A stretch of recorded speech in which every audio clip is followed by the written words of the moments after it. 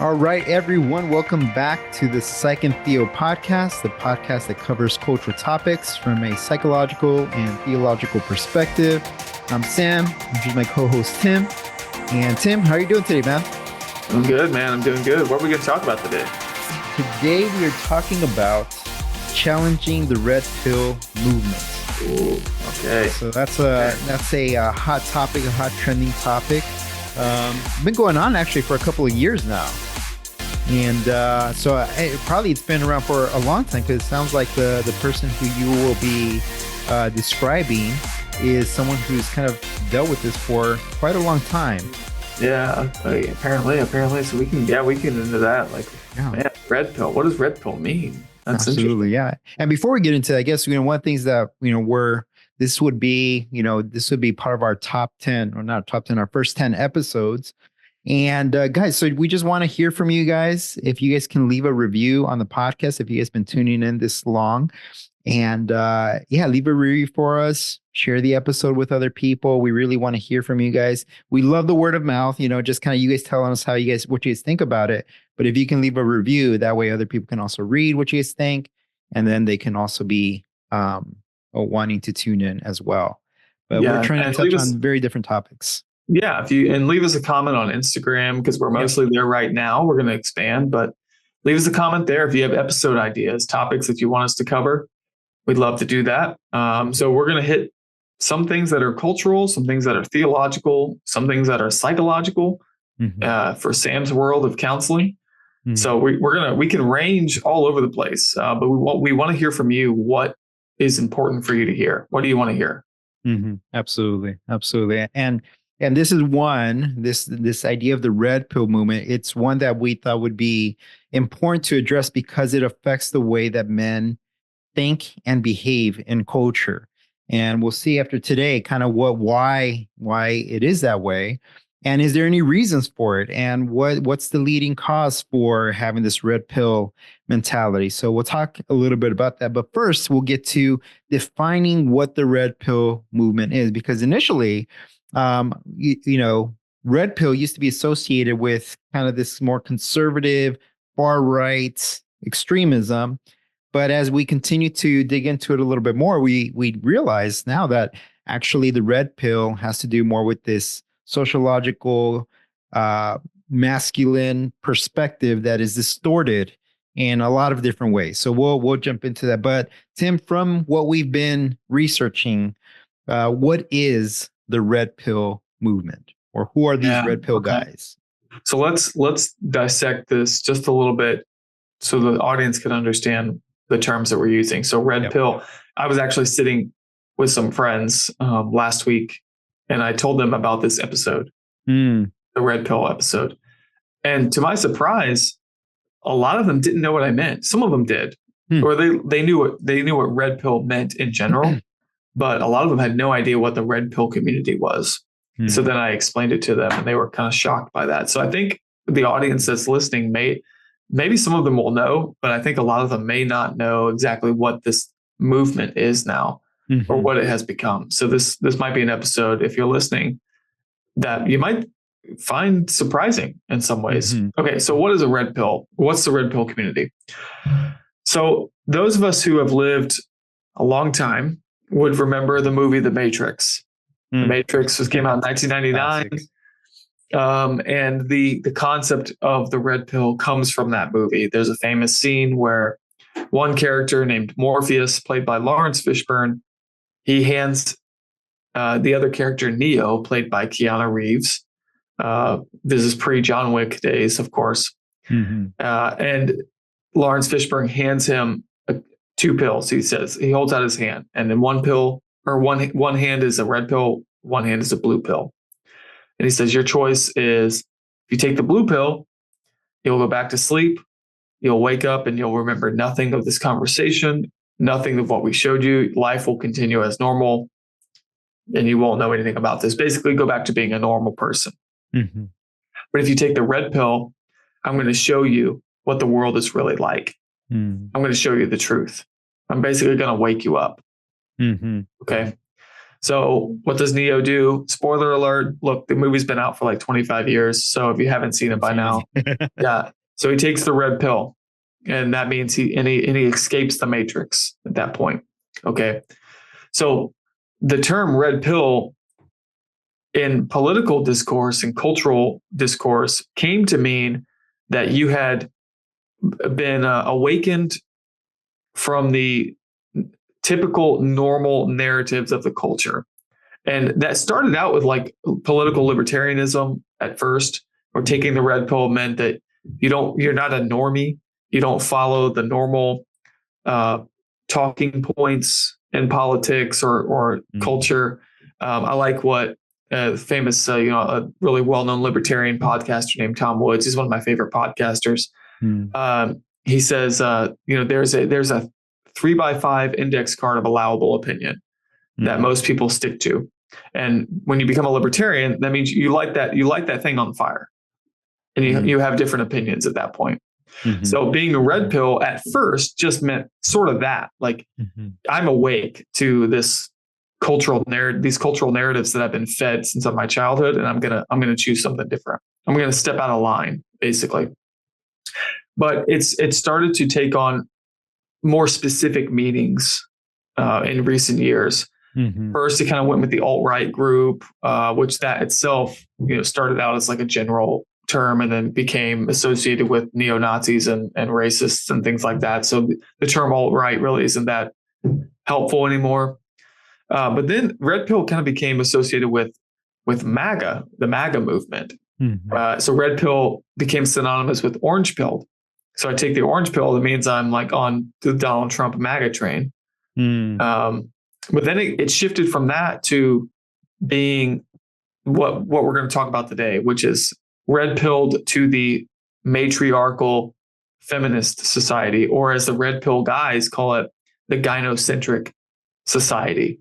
And so red pill now, the guys who take the moniker red pill and they accept it and they wear it with pride, they've come to identify themselves as anti-feminists. So that's what the movement kind of represents now. When someone says I'm a red pill person, unfortunately, it tends to just have that connotation to it. It no longer has any of the other prior connotations. So when you see people online talking about red pill men or red pill guys, they tend to have this meaning in mind. It's these guys who are aggressive anti-feminists. I shouldn't say aggressive in the sense of violent, but aggressive in the sense of they're pushing back against the feminist narratives of our culture, the feminist movement in our culture. So they see themselves as anti-feminist, as anti-establishment, in that feminism is now the established dominant cultural paradigm of the day. So people look at things through a feminist paradigm. And so they push back against that because all the forces of our culture, media, politics, religion, and so on, have adopted and propagate feminist ideology and beliefs. And so they want to push back against that because these things have had incredible damage on the culture, is their argument. So that's what the red pill community means. There are some terms that you should know as an audience member if you're encountered this ecosystem or this group. So I'll lay out a few of those. One is called the manosphere. And this typically just means this virtual ecosystem of men who are disaffected, disillusioned with feminist society. So these are kind of the red pill guys. So manosphere kind of refers to that thing like, atmosphere, but for men. So the manosphere can encompass a lot of different groups. One of those groups is called incels. That stands for involuntarily celibate. These guys are frustrated because they want a mate. They want to be that a spouse or just a girlfriend or whatever. And they are blaming feminist society because they say feminism has ruined or is ruining the society and causing all kinds of problems in the mating and dating world. Okay. And so these would be guys who don't have a mating partner, but will really, really want one. Okay. Another term was MGTOW, which is an acronym, MGTOW. It stands for men going their own way. And these could be men who are either married or not married, which is an interesting, aspect to this. But it basically means men who have sworn off trying to have a quote unquote typical or normal relationship as the society would define it. The current feminist society would define it. Sometimes that means men just saying, I'm going to be like sort of a warrior monk, stoic warrior monk in society. I'm not going to get married. I'm not going to tie my assets at all to a wife or anything like that. Like culture would demand that I do, because the culture is so weighted against me, especially in divorce court and family courts and child custody and things like that. So red pill in this sense means I'm awake to what the culture has become now, and I'm going to choose a different path. There's a couple other terms not as important to know, but black pill, which means despair or being extremely cynical. So when someone says I've been black pilled about something, they say I have no hope in that thing. Like I've been black pilled about marriage. I have no hope in the institution of marriage because it's been so corrupted. That's kind of what they mean. Or white pill means hopeful. Like, oh, I've been white pilled about the chances of turning things around. You know, that's not a common thing you see in the red pill community, being white pilled, but still, there's other terms to know. Yeah. All right. So that's a introduction to what red pill means. Yeah. Yeah. And, you know, as you were describing those, Tim, is there reasons why they are feeling the way that they are? Meaning they're that way for a specific reason, right? So you talked about the incels.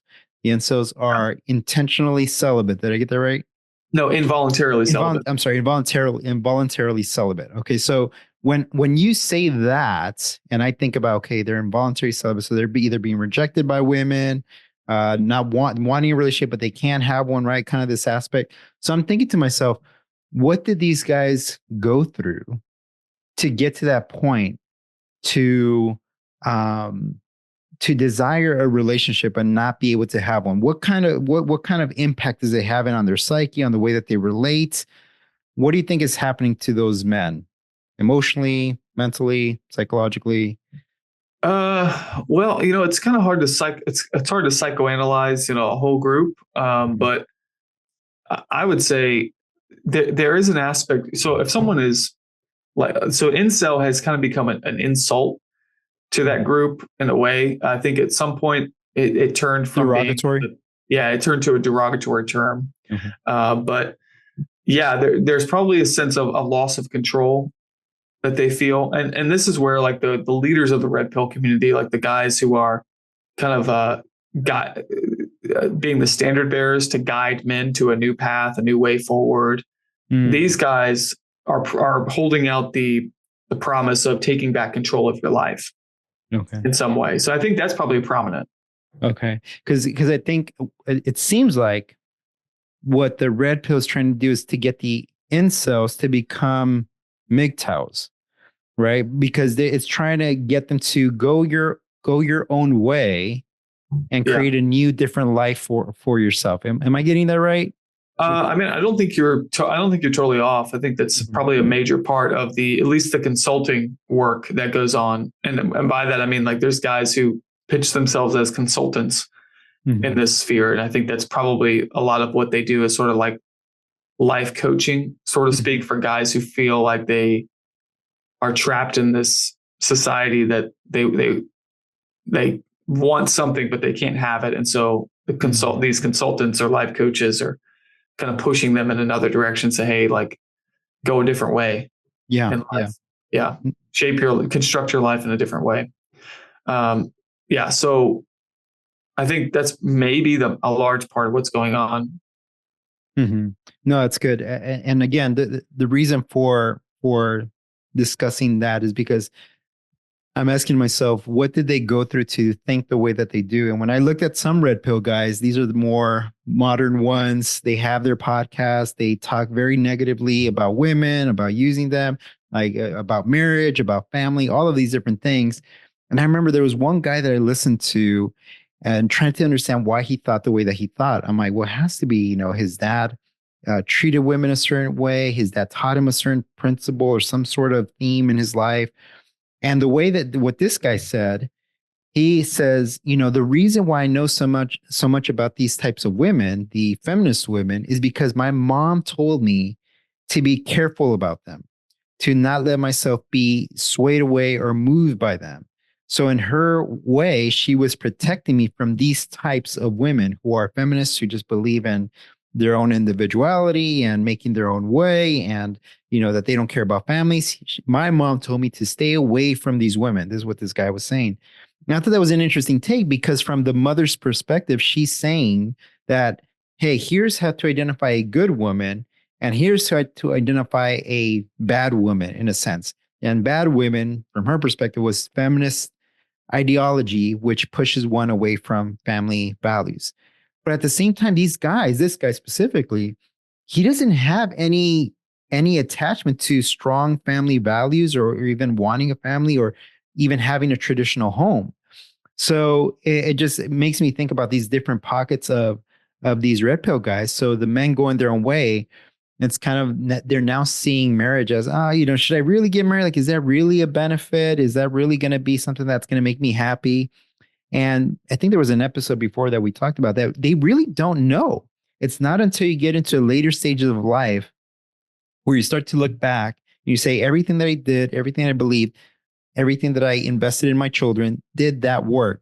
And what they find in the later years, that they are happier. But all that is based on what decisions they're making. I think for these red pill guys, if they don't change or change the way that they think about family and marriage, I think it will have a negative impact on them when they reflect later on. What do you think? Well, let's get back to some of the origin things that might be going on, what happened to them. So you mentioned guys and their upbringings, that one source of their thinking could be in their upbringing. Like they had a mom who warned them about something with their dad, who kind of gave them views of women. I think bad relationships as well. A very common thread that you'll see with the red pill communities on social media is that there are guys who are, I mentioned before, guys who are disaffected by this society. They could be divorcees, or could be guys who maybe not divorced, but they were in a relationship and the women did something, left them, abandoned them, or something, cheated on them. And so they have a very deep hurt from the relationship, and not just an emotional hurt. Could be serious financial hurt too. It could be that they lost custody of their children, or something like that. Could be any of those things, or a combination of them. And there is a pattern with these communities that men like that are gravitating toward, and they're sharing their experiences and confirming one another in this, that, so let me get back to some of their main critique, and that might help. Yeah. Their main critique of our society is that there's this illusion that our society that feminists have successfully perpetrated on everyone else. And that is that we still live in a patriarchal society. The feminists have successfully convinced us all that we're still in that kind of society, so that they can continue to play the victim and continue to amass power and control for themselves. And so feminists are on this perpetual, eternal quest for liberation. And by liberation, it just means power, amassing more and more control and power for themselves in some way. So the main critique of the red pill guys is that feminism has successfully institutionalized wholesale discrimination against men in all kinds of different facets of life, in the name of rectifying injustice of the past. And so they'll point to things like family courts, like I mentioned, child custody, alimony, marital property right distribution, reproduction rights. So, for instance, a woman should have a right to an abortion, but men don't have any say in the pregnancy at all. And it takes two to tango. But a woman's going to say, well, it's because it's my body, which, we can get into the abortion debate later. We can do an episode on that. We need to. Yeah. But they would say, so like even reproductive rights are completely one-sided with women. They would say the stigma around suicide is slanted toward favoring women. Now, what does that mean? That means like, well, if a man is having suicidal thoughts or struggling with suicidal thoughts, he's just kind of told like, oh, suck it up. Like be a man, so to speak. But if a woman is struggling, like she gets coddled, she gets taken care of, and all that. They would say domestic violence situations are slanted in favor of women, to believe women, even false claims, or to even not believe claims of domestic violence against men, where women are being physically abusive. Even the social stigma of a man admitting, like, yeah, my wife is physically abusive. False accusations of rape, they would say, is another example of this. In the education world, we're now at a state where more women go to college than men. Mm-hmm. So there's more women graduating with college degrees than men. Conscription in the military, social safety nets, and other health policies, they would say, like, these things are slanted toward favoring women in some way. So feminism has, in the name of injustice and quote unquote equality and equity, that they've successfully transformed society for people just naturally, they don't even realize it, but they're looking through this feminist paradigm. So that's their critique, is that what this is doing is it's creating a culture in which men are put down and masculinity is put down, and men aren't allowed to just be men anymore. And they're not believed when things go wrong in the marriage. They're not believed when if they're accused of being an abuser or something like that. The default position is that the woman is telling the truth. So put this next to, remember the Me Too movement? I do remember that. Where, yeah, and this slogan that they were throwing around, believe all women, #believe all women, as though women weren't being believed. And to a critical thinker, we can look at this and say, there's instances where women said that they were abused and they weren't believed, and that's wrong. Okay, but the slogan "believe all women" is itself damaging, because it's going to damage women who are telling the truth. It's going to discredit them, because ultimately we're going to find liars in the midst. There's women who lie and make false accusations. So if we're going to believe all women, that means we're going to believe some lies along the way, and that's going to hurt some men and erode the credibility of women who actually are telling the truth about their own stories of abuse. So people just maybe just a general piece of advice is, don't go along with cultural narratives, like slogans that people throw out when they say do all this or all that. Just no, we hardly ever do all of anything. Okay. Yeah. So that's the Red Pill guys' main critique. We could talk about what they get right there, what they get wrong, but when it comes to what's driving them, it's this feeling like they are now trying to rectify an injustice, whether to themselves or to their group collectively.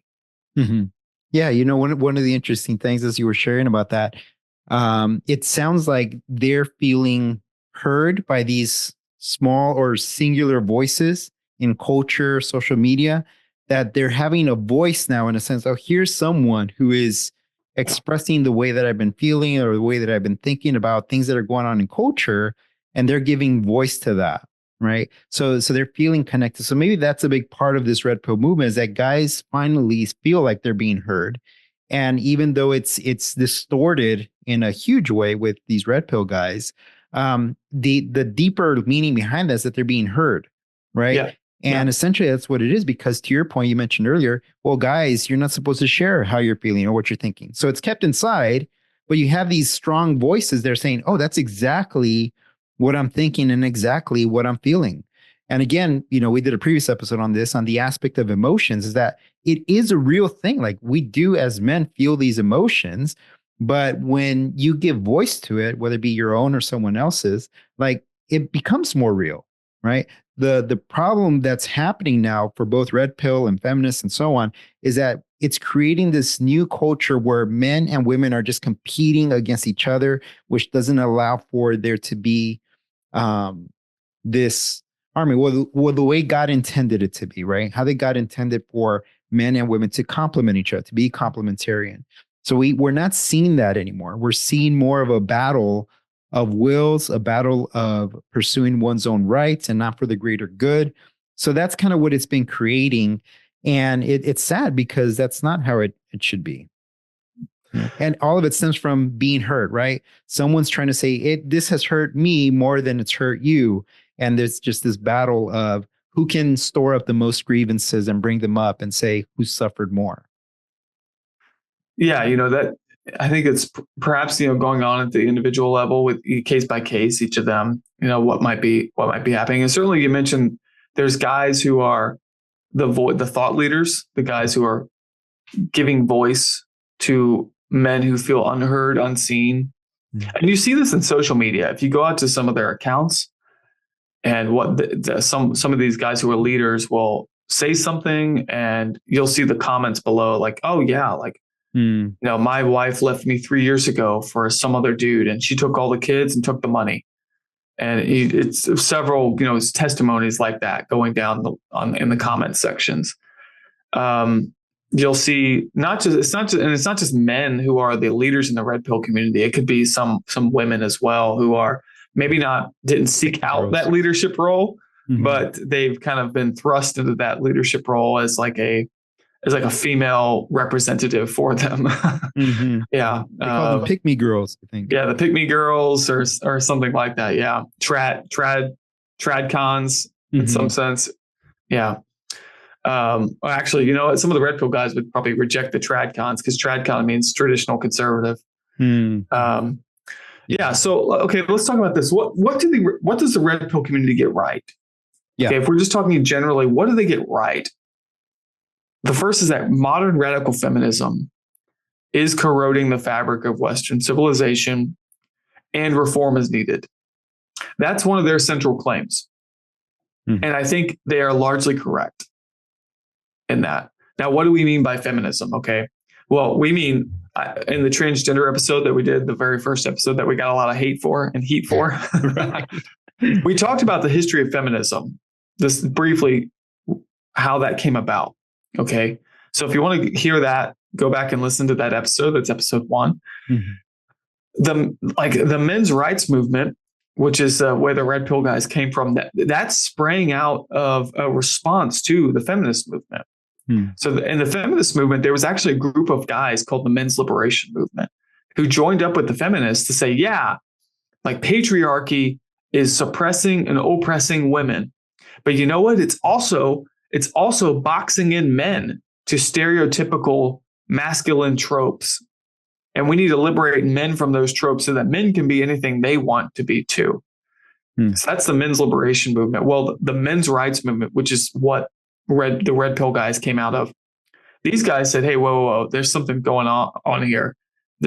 Like men are starting to be really abused legally in this society. So they started the men's rights movement. That's that anti-feminist movement that has come out. So, and their main critique is that radical feminism is corroding the fabric of Western civilization. So they advocate for, a lot of them will advocate for reform before they want to withdraw. So their primary goal is to reform society, not to necessarily withdraw from it. But if reform is not possible, then they will withdraw. That MGTOW mindset. Okay. So until the legal structure is reformed, then they will opt to kind of live a separate parallel existence in society. Okay. That, like, for instance, they want marriage laws to be reformed. They want to get rid of things like no-fault divorce because they think that actually damages the institution of marriage. We could actually agree with them on that. They want to get rid of things like, when you get divorced, a woman is automatically entitled to 50% of the assets, when it's like, well, she could have left because she cheated. And she could have just walked out on the marriage, And again, it gets to the no-fault divorce problem. So, I mean, there's very specific things they drill down into in debate. So we don't want to get stuck in the mire of each of these specific things. But a lot of people don't know. Here's an example. A lot of people don't know this, but more statistically, this wasn't always true, but statistically now it's very common for women to cheat in marriages. Much more common than it used to be. I should say it that way. It's much more common than it used to be. It's not 50%, but it's way more common than people might think. But the culture is skewed to favor women and say, well, either women are less likely to cheat, or that if she does cheat, it must be something the man did to drive her away. And this is exactly the critique that the red pill guys are pointing to. Right. And I think you mentioned in one of our conversations, Tim, about a textbook that you were reading at some point that kind of illustrated that very point of how, it frames, each person's offense in a very different light. Yeah. And yeah, we definitely do see that. Yeah. Yeah. So that's one thing that I think they get right, is that radical feminism is actually corroding important institutions in our society, like marriage. Like it's devaluing marriage, because even the liberation, the feminist liberation is going to argue for no fault divorce, because women should be able to leave the marriage anytime they want to escape a bad marriage. Mm-hmm. Yeah. So you see how this plays out, Yeah. Another one they get right is that radical feminism, they claim, radical feminism actually harms women. It doesn't empower them. Yeah. And I think they get that one right too. Mm-hmm. Here's the example. The problem they point to is this thing that you and I have talked about before called hypergamy. Mm-hmm. Hypergamy, those of you who may not know this, it's this concept that women will date and marry men who they perceive to be higher on the socioeconomic ladder than them. Okay. So if you follow that, that's in general, women will do this. Of course, there's exceptions to every rule, just like most men are taller than women, but you can find some woman who's like 7 foot tall. Okay. So those of you someone's going to get all upset and be like, well, I make more money than my husband, but I'm okay. It's like, yeah, okay, that's fine.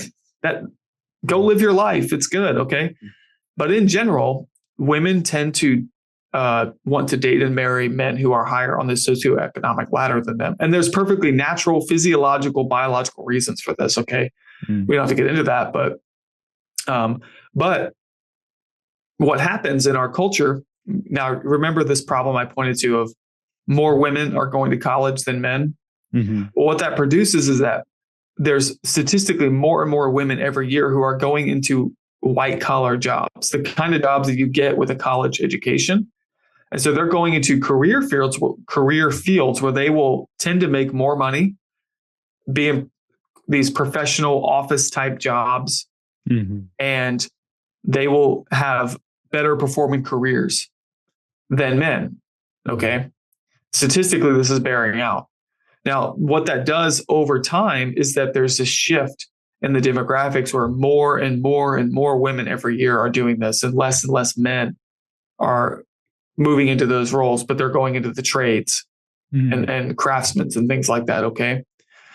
What this does though, is there's this shift in a woman's mind. Like if she has a high performing career, like she's making a lot of money, or she has a very successful career, she may not always realize this, but her sense of what man is compatible with her will shift over time to men who are like her, make more money than her, or on the same career level as her. And she will start to consider less and less men who she perceives as lower on the socioeconomic ladder. This is, again, in general, this happens. Okay. And what that does is it creates a major shortage of dating matches, where there's a lot of women who are in white collar jobs, lots of them, and fewer men who are higher on that ladder than they are.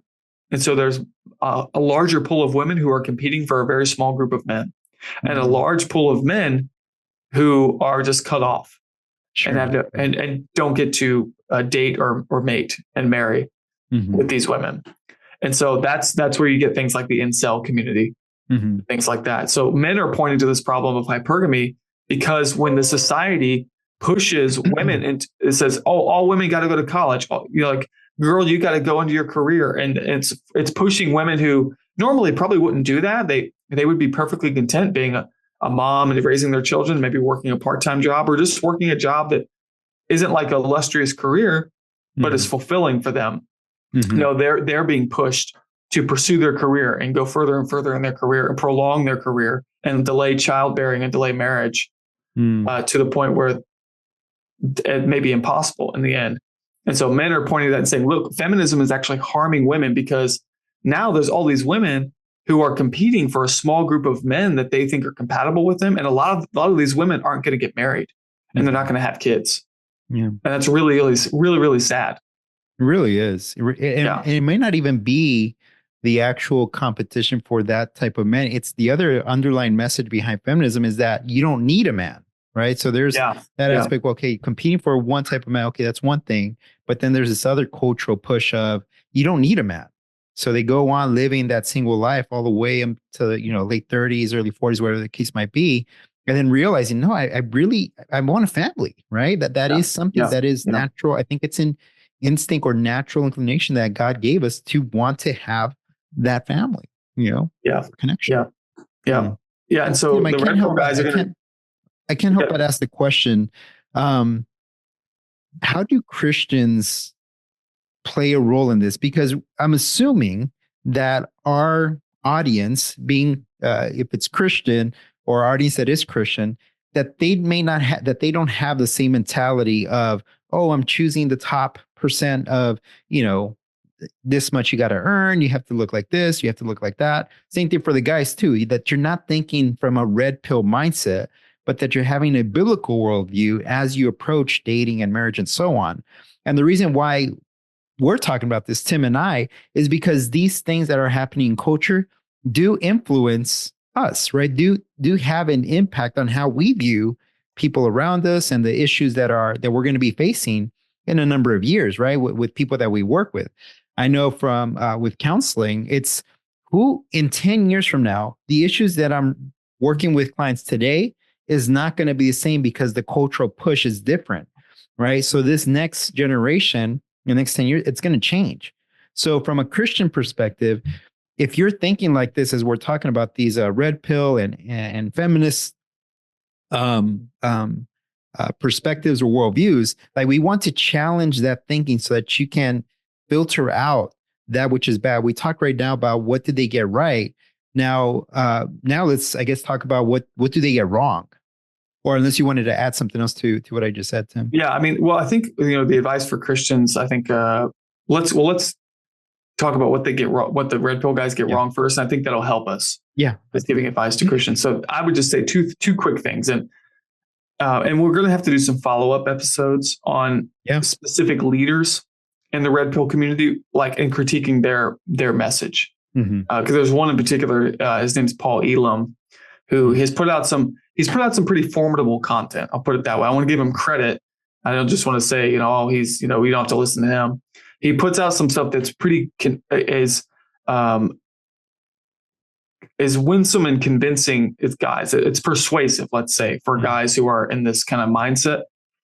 So I think we need to respond to some specific things that are being said by these guys, but that's for another time, for another day. But two things. One is black pilling about marriage. They will point to the problem of marriage in our culture, and they'll advise men, do not get married because the society is just weighted against you. But I think for a Christian, you have to say that's not really an option. You have to conclude as a Christian, that's not an option for us. Like if you desire marriage, marriage is a good thing. Like as a Christian, you don't have to get married. You can live a godly single life. And I think evangelicals would do well to recover the value of singleness in our culture. We can talk about that another day too. But in general, like marriage is a good thing. And if you want to have kids, you got to get married. If you want to be a Christian and you want to have sexual expression, that's within the confines of marriage. You don't get to do that outside of marriage as a Christian. So marriage is the way to do that. So there is risk in getting married, even in this culture. So just, you have to accept that. So don't black pill about marriage if you're a Christian guy. If you're a woman, Christian woman, I think you need to recognize what the culture is saying to you. So if you're a Christian guy, recognize like you don't have to black pill. You don't have to take the black pill of the red pill community. You can live as a Christian man who finds his hope in Christ and can actually find hope even in marriage, and live a godly life and give your life for your wife as Christ gave himself for the church. That's Ephesians 5. So surround yourself with godly men, but godly women. Recognize what the culture is saying to you. Recognize the deceptive messages of feminism, and think very critically about what they're telling you. Like there's always like a half truth in it. Like, do you need a man? Well, maybe not necessarily. Of course you don't. You could, like I said, as a Christian woman, you could live a single life, a single godly life. But do you want a family? Is maybe another way to say it. Like, not that you need a man, but do you want a family? Do you want kids? Do you want a husband? Well, if the answer to that question is yes, then pursuing a godly man and pursuing godly marriage is the answer to that question. And there's nothing wrong with that. Yeah. So that's the first thing, is a black pill. Don't take the black pill. The second thing is, like, the red pill guys, their diagnoses about the diagnosis of the problem in our culture, and then their solutions are far too simplistic. Like, we can't blame this collapse in birth rates and the collapse of marriage simply on feminism. Certainly it's a major factor, but if you're a single guy, are you really willing to say that the reason you are single is because of feminism? Like, that's the reason, like, that's the problem. I think it's far too simplistic. Like, life is just too complex for that. And there's too many fish in the sea. Let's be honest. Yeah. It's like, yeah, it's harder. I'd say it's harder, especially as a Christian. It's harder to find, because there's fewer Christians and we're spread out in this virtual world. But it's possible, still possible. Yeah, absolutely. Yeah, Tim, I think one of the things that I would add to that, the things that they get wrong is that the red pill guys are speaking from a place of pain, not from a place of healing. I think that's a big part of this, is that you can tell in their tone, in the way that they address other women within their circles, like, they speak to them and like they've been hurt, right? It's this defensive, attacking type of mentality and approach that when I hear them and I see them, they are speaking from a place of pain, not a place of healing. You know, when you've healed from something that you've experienced, again, that could be from a previous relationship, it could be from something that your parents taught you or something that you saw your father do, whatever the case is, the healing then allows you to take a different approach. It could allow you to isolate your personal experience and say, okay, that happened. It's different. What have I learned from that? And how can I apply it to a future relationship, whatever the case might be? And changing, and again, aligning our thoughts about marriage, about family through the lens of scripture. Obviously the red pill guys don't think about scripture or anything like that, but what we're doing here is telling our audience that if you listen to these guys and you know what we're talking about, it's going to be very easy to get caught up with the emotion of what their message is and feel like, yeah, that's exactly right. That's how I feel. That's what I think. And you might jump on board, right? So it's very important to separate how you feel about something. And again, realign, keep renewing your mind with the truth of God's word, because it can be very easy to jump on those trains, right? Yeah. Yeah, you're right. Yeah, someone can be right about a problem, but wrong in the solution. Yeah. And that's important to remember, because if they're right about the problem, our brain says, well, they must be right about the solution too. Like, our brain kind of makes that illogical, invalid inference. And we need to be careful not to make that jump, especially with something like this. Yeah. To your point about speaking from a place of hurt, it's good. I think it's a really good thing to keep in mind, because there was an example I saw a few weeks ago on Twitter. Now, this is anecdotal, but it came from one of the premier leaders of the red pill community. So I think it's a very good anecdote. I won't name him right now. You know, maybe he deleted the tweet, so I'll check it. But there's a Christian guy. He's a podcaster, and I don't know if he's a preacher or not. But he's a godly man. His name's John Root. He's not part of the red pill community. I don't want you to mix that up. But his name's John Root. And he posted a picture of him proposing to his fiance.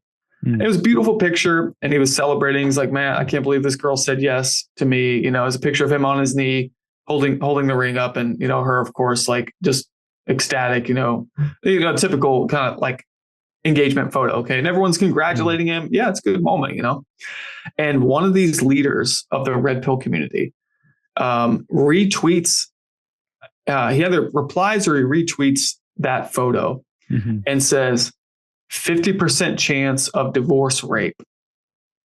That was part of what he said. Now, divorce rape means a woman marries you and then divorces and takes half so it's like financial rape. It takes half your assets. So this red pill leader takes this moment of celebration and happiness for a Christian couple he knows almost nothing about. You know, nothing about the character of the woman, nothing about the character of the man, and just says plus or minus 50% divorce rape.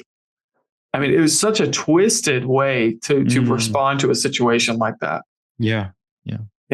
Oh, And it's indicative of like something else is going on here yeah. with someone like that. Like something is in the, like, what would lead you to say that to someone publicly?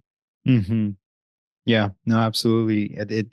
It is something that becomes more apparent as time goes on, is that you see more people cope with pain by trying to predict that same pain in other people, right?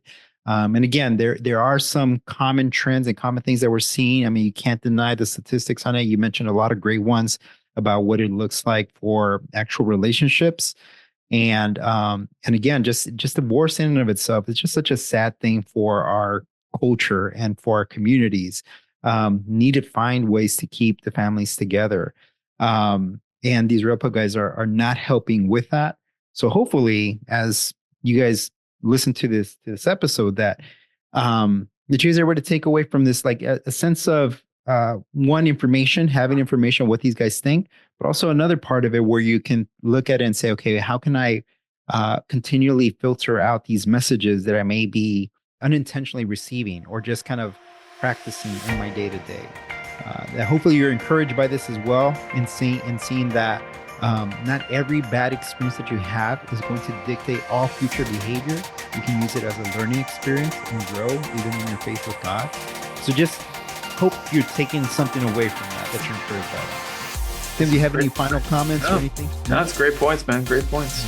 Yeah, I think we tackled these red pill guys pretty good, and we touched on a lot of important topics in a very general way. Yes. Yeah. We got to come back and talk about make like some sub-series from all of these, I think. Yeah, I think we do.